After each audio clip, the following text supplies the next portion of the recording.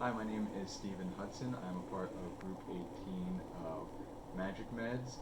I am a computer engineering student at the University of Central Florida. Hi, my name is Eduardo Noguera, and I'm also a computer engineer. Hi, my name is Nestor Vallejos. I'm also a computer engineering student. Hi, my name is Dakota Bedekagami, and I am also a computer engineer. So this is our project MagicMeds. Over here we have our website to sign up as a caregiver for the app. Over here we have the mobile app itself, and then right in the center here we have the device where all the magic happens and the pills are dispensed. Okay, so now we're going to demonstrate the mobile app. As you can see here, MagicMeds is a standalone Android app on my phone here, so I'm going to go ahead and open that up. And you can see that with a login page that has a login and a sign up feature.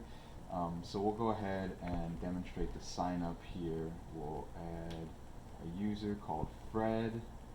His name's Fred User. His username is just going to be user. And his password will be the super secure 123. We'll add the email address fred@mail.com. And the product code or product number is a field that I have added as a way for the pill device to know who the user is through the mobile app so that the device can get all of the data from the database. We already have a user set up, so I'm just going to enter a fake product code there. And now we can sign in with our user. As you can see, username password is incorrect since I entered that password incorrectly. Now I'm going to go ahead and log in, and you can see we successfully logged in to the page here. Okay, so here we are. We have signed in with our new user that we just created. Now I'm going to go ahead and I am going to sign out of that user and sign in with our test user.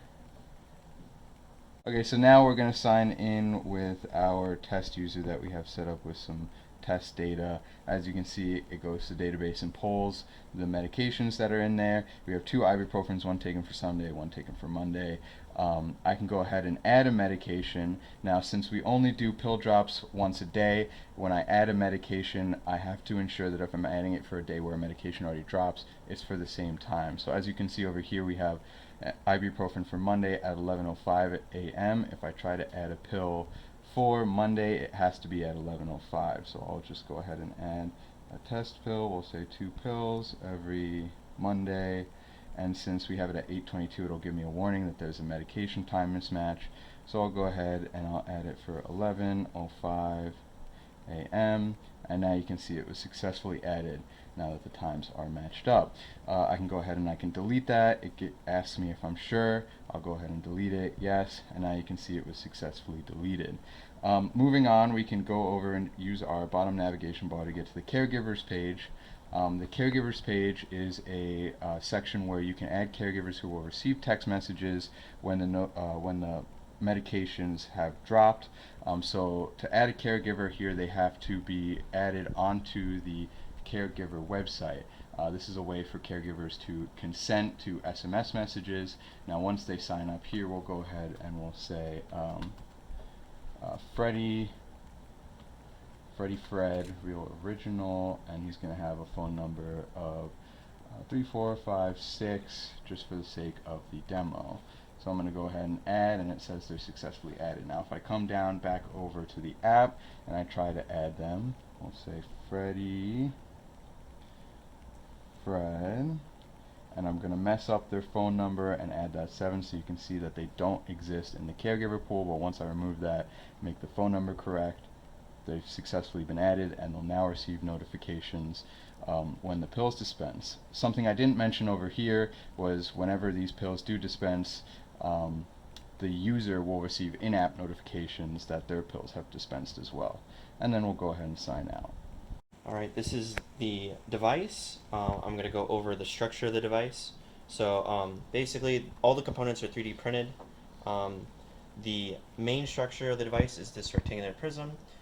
It has been specially designed so that we can fit the LED LCD touchscreen inside of it so that the user can see the display. Then we have the top here. The top is consisted of a cap, which has a pill holder, and a free spinning disc. Within the free spinning disc, there's containers of pie-like structures.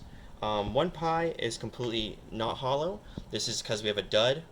Since we wanted to do 7 days of the week, we have an eighth one as a dud, so that we can start it on a dud, so that when it decides to rotate to the first day, such as Monday, to take the pills, it'll rotate to the Monday and dispense the pills as I said.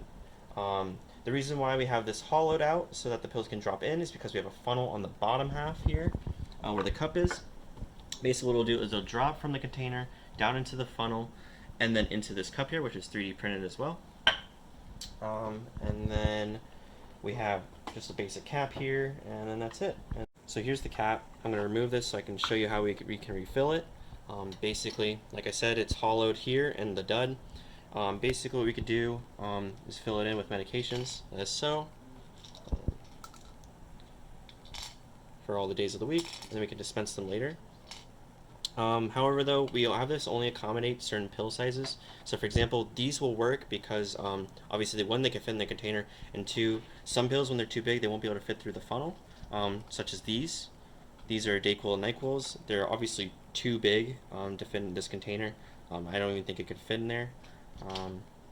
Other than that, you just put the lid back on. It just snaps on really easy, and then you flip it to the dud, and all you do is just flip the cap back in there.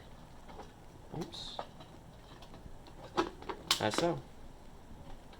Alright, so now we're going to show how the user can add their medication to be showed on here to be dispensed for today.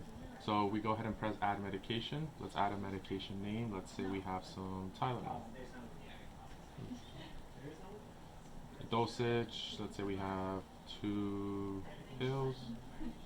We're going to do it for today on Tuesday for 8:45. We're going to add medication, and once we add the medication, we get a success, and it shows on the machine there. And since today is Tuesday, it shows that the pills can be dropping for today.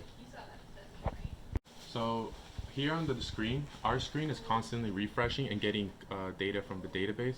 It's always going to be checking if the time that we put is going to match the current time on the screen. Once they match, the motor will spin and the medication will be dispensed. So we will come back in a few minutes to show how that works. Showing that here the time's live, so at about 10 seconds we're going to have the medication dispensed into the cup here.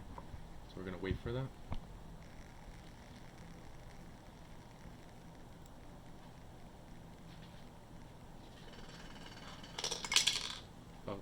And the medication has dispensed. Something we forgot to show when the pills dropped over on the device is the notifications and the text messages. So I'm going to go ahead and I'm going to add a new medication. We're going to add 2 pills of ibuprofen for every Tuesday at 8:50. I'm going to go ahead and add that, and now when 8:50 comes, we should see that I get a notification in the app that the pills have been dispensed, as well as a text message, since I am technically the caregiver of myself for demonstration's sake. So there you can see I got the notifications, and there I got the text that the pills have been dispensed, and to follow up, so here you can take a look, and it says there, MagicMeds, hey there Rupert, Steve-O's 2 pills have dropped, and the notifications also give the details of the pills. Alright, so here we can see the inside of our MagicMeds dispenser, and as you can see, we have our LCD touchscreen display connected to the Raspberry Pi via an HDMI decoder. And then from there, we have the Raspberry Pi connected to our PCB, and it communicates to the microcontroller, sending SPI signals. And then upon getting those SPI signals, upon receiving a byte, the microcontroller then sends analog signals to the TB6612 stepper driver, and then that driver sends it straight to the pins that allow the motor to rotate.